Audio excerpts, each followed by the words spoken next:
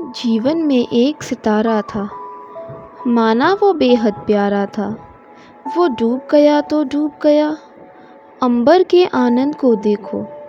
कितने इसके तारे टूटे, कितने इसके प्यारे छूटे। जो छूट गए फिर कहाँ मिले, पर बोलो टूटे तारों पर कब अंबर शोक मनाता है। जो बीत गई सो बात गई। मैं 7th क्लास में थी जब मैंने पहली बार ये खूबसूरत लाइंस पढ़ी थी। मेरे फेवरेट पोइट ने लिखी हैं, हरिवंश राय बच्चन जी।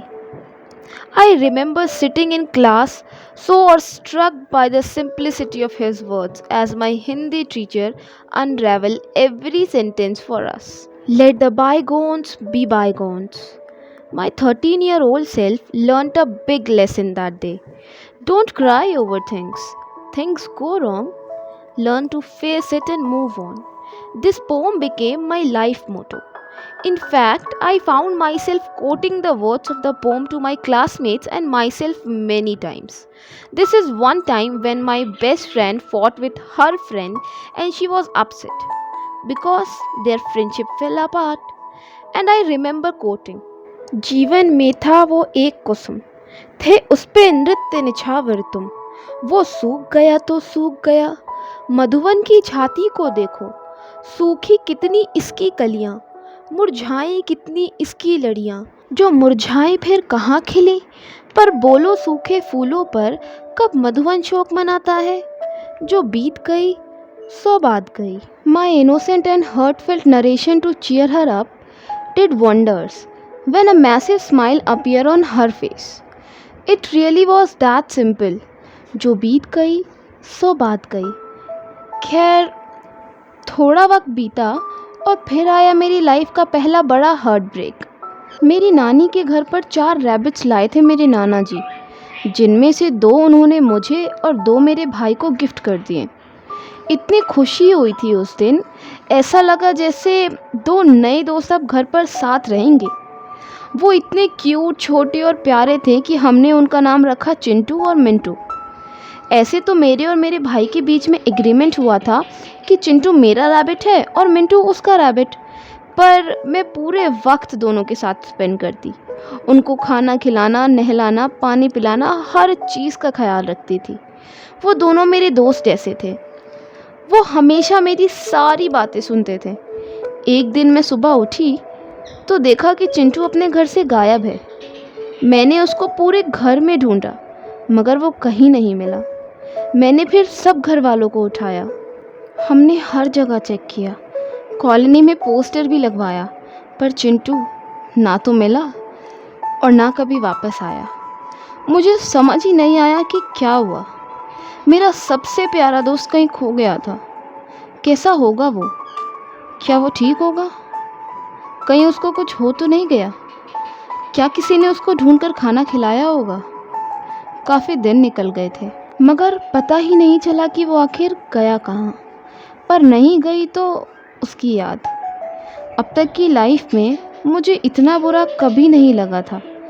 मैं बहुत रोई, कुछ दिन तो शायद खाना भी नहीं खाया। I felt loss for the very first time in my life. एक दिन जब मैं कमरे में उदास बैठी थी, तब मेरा भाई मेरे पास आया और बोला, वो छूट गया तो छूट गया, पर बोलो टूटे तारों पर कब अंबर शोक मनाता है। वो मुझे मेरी फेवरेट पोएम सुनाकर शायद चीयर अप करने की कोशिश कर रहा था, पर उस वक्त उस पर इतना ज़्यादा गुस्सा आया ना, मैंने बहुत इरिटेट होकर उससे कहा, मुझे क्या पता अंबर शोक क्यों नहीं मनाता, प्लीज़ जा यहाँ से। वो बोला, इसमें इतना इरिटेट क्यों हो रही है, तू ही तो हर वक्त ये बोलती रहती है ना। उसने दरवाज़ा ज़ोर से बंद किया और वो वहाँ से चला गया। तब समझ आया, इट्स वन थिंग टू से, जो बीत गई सो बात गई, and it's another to actually be able to leave it. Several years after this incident and many failures, hiccups, heartbreak later, I was asked to narrate my favorite childhood poem at an event, and I choose जो बीत गई सो बात गई। मैंने बहुत time से पढ़ा भी नहीं था, तो लगा आज मौका अच्छा है। मैंने पोएम पढ़ना शुरू किया और हर एक लाइन के साथ आया वही एक रियलाइजेशन, जब कविता ख़त्म हुई तो ऑडियंस अपलॉडेड, पर instead of getting off the stage I ask everyone for couple of moments. ये पोम मेरे बचपन की सबसे फेवरेट पोम में से है, पर कुछ सालों से मेरी इस कविता से कुछ सवाल हैं जो मैं आज सबके सामने पूछना चाहती हूँ। जो बीत गई वो बात कहाँ गई? अंबर का तारा टूटा है तो वो शोक क्यों नहीं मनाता है? Why are we applauding the fact that it doesn't sad? Why is the Madhuvan not upset over loss of flowers? How do we know they are not sad? More importantly, what if they are sad? Then we just can't see it. जैसे ही मैंने वो last line बोली, the audience started cheering and clapping loudly for 18-year-old Alia. But the 13-year-old self Alia felt elated. She had found a whole new meaning in her favorite childhood poem.